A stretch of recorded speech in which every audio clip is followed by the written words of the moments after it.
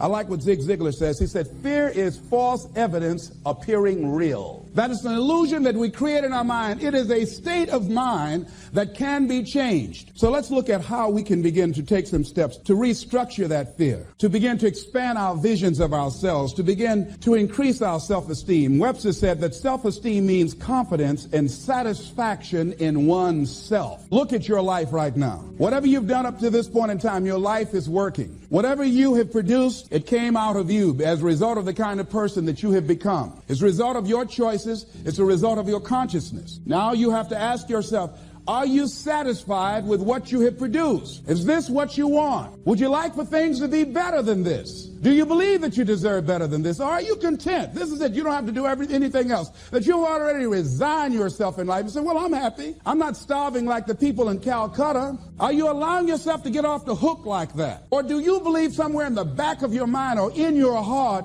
that there's some other great work for you to do? There's something else that life has for you. And that's why you're here. How do we handle this fear factor? How do we increase our self-esteem? You have to begin to fortify yourself. How do we do that? I believe that you have to begin to consciously monitor your inner conversation and start talking to yourself. Start building yourself up. Sometimes the only good things you will hear about you are the things that you say to you. Young lady that was in the audience this afternoon said to me, I told myself yesterday for the first time, I'm proud of me. And she said, I felt good about that. So I'm saying learn to be your own booster. Start building yourself up. Start encouraging yourself. Start saying, I can do this. I can make this happen. When I started thinking about becoming a speaker, I said, yes, I can do this. I can make this happen. When I start trying to convince myself I can be a businessman after flopping and failing and losing thousands of dollars and feeling stupid and dumb and having people take advantage of me because of what I didn't know. I had to talk to myself because people were saying to me that I was dumb. And somewhere in the back of my mind, I was saying, you're right. Look at what I've done. I had to say, no,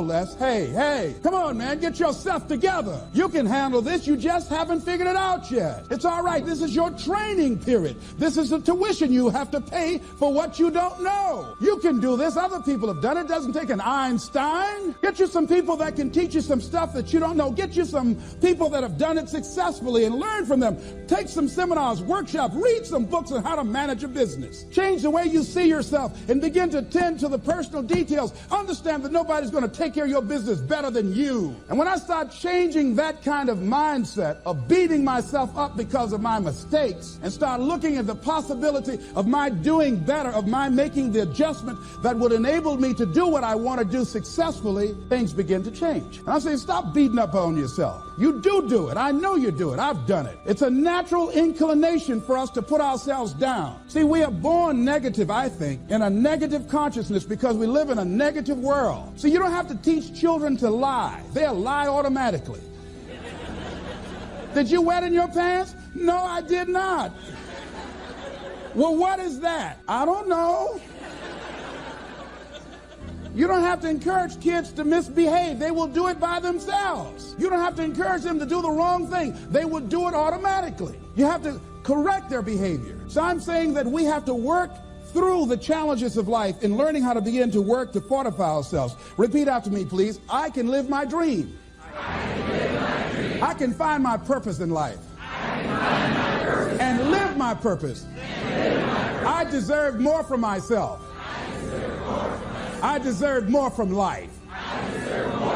Shake somebody's hand on your right and left and say, you deserve more from life too. Here's some other things, ladies and gentlemen. Begin to guard your mind against negative programming. Like turn off the television. Don't watch the news. Don't watch it. I think that more people have a sense of hopelessness and anxiety about life. If you look at the news, you cannot feel good looking at the news. You'll be scared to death. You're scared to go to sleep. I mean, it turns your power down. You've got to be conscious of that. Don't pick up the newspaper and read it. No.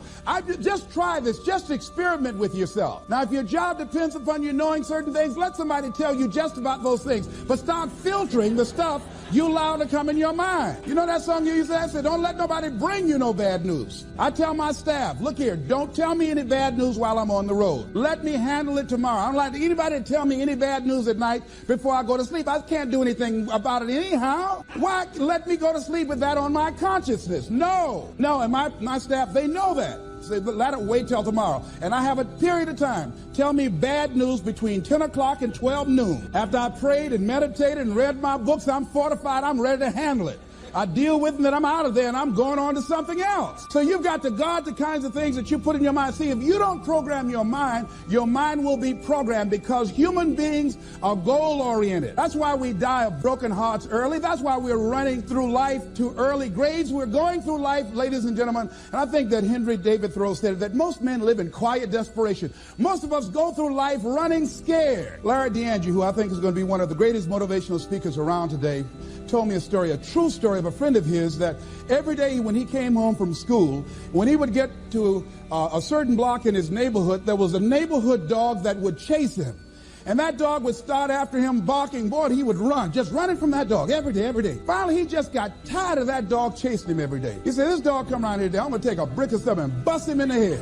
So he was walking home that day, minding his own business. Sure enough, same area, there was that dog there. The dog started barking, he started running, he saw a brick and he stopped and picked up the brick and turned around, and the dog got close to him. He realized the dog didn't have any teeth. He said he put the brick down. He said, get on out my way. And ladies and gentlemen, all our lives, many of us go through life running from things that ain't got no teeth to do us any harm.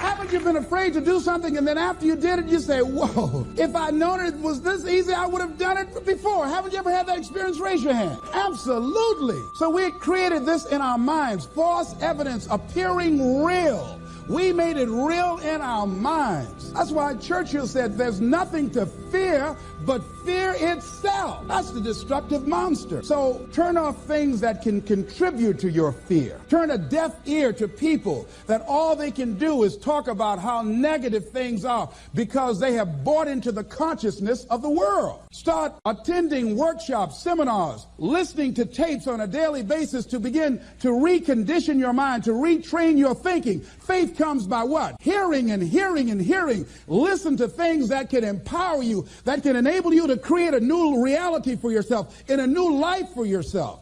You might appear to be strange around most people. You know, most people think you're strange if you're happy today. People say, how you doing? I said, better than good. Whoa, what's wrong with him? Just go around smiling and watch people. Look at this. Is this a weird guy over here? Because most people don't smile. Watch them. Look at their faces in the morning. Here we go, another Monday morning. How you doing? Haven't had my coffee yet. Don't ask me. See, these people have not found their purpose in life. That's why they're grumpy. That's why they're miserable. That's why they're so negative. They're hurting and they want to hurt other people. So start practicing using programs for your mind. Seminars, books, workshops. Keep a journal. Record your thoughts. What's happening with you? Every day when you get up, have a journal near you. I use a Jack Boland journal so that I can write down my ideas. I keep it by my bed so I can write down my thoughts. See, ladies and gentlemen, we get 3 to 4 thoughts a year that if we would act on those thoughts, they could change our life. Don't say, well, I'll remember that. No, write that thought down. I got a thought today I wrote down. A friend of mine is in the hospital. His morale is low. They're talking about amputating his foot. He's got to feel very bad. So I said, you know, I'm not only am I going to see him, but I can't be there with him all the time. I said, I'm going to create a tape for him that he can listen to that will heighten his level of morale. We told him the other night, don't go to surgery. You are depressed. Your energy level is down. No, tell him not now. Don't do it now. In fact, most doctors who have any sense of awareness don't perform surgery on patients that are in a state of fear, that don't think they will make it. They wait till they're in a different state of mind. So I said, what about making tapes for people that are facing physical challenges? I said, that's a good idea.